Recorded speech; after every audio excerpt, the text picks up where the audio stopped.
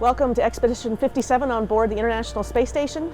Today we're doing some really cool science. This is Alex Gerst over here with me, and we are working on Parkinson's disease. What we're looking at here is a special protein kinase, or protein crystal structure. And the reason scientists have sent it up here to the International Space Station is because these protein crystals tend to grow larger and of much better quality. Parkinson's is a disease that affects over 5 million people worldwide, and scientists are constantly searching for a cure.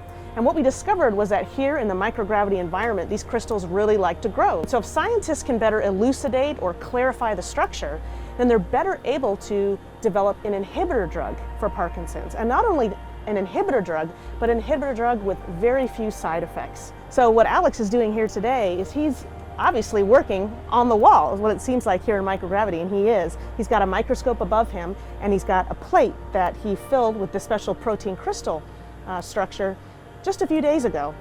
He gave time for those structures to crystallize, and now he's examining them under the microscope. And he's actually interacting real time with the principal investigator on the ground to look at the crystal structure, to help improve the lighting and the clarity, and then also take pictures, which will then be sent back down to the ground.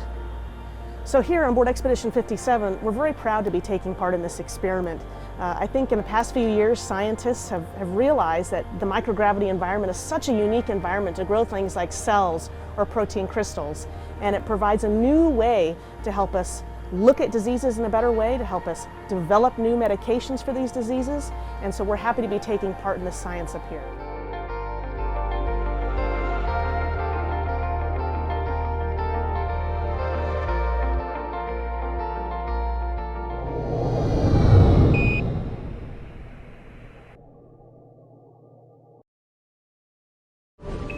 Subscribe for more space.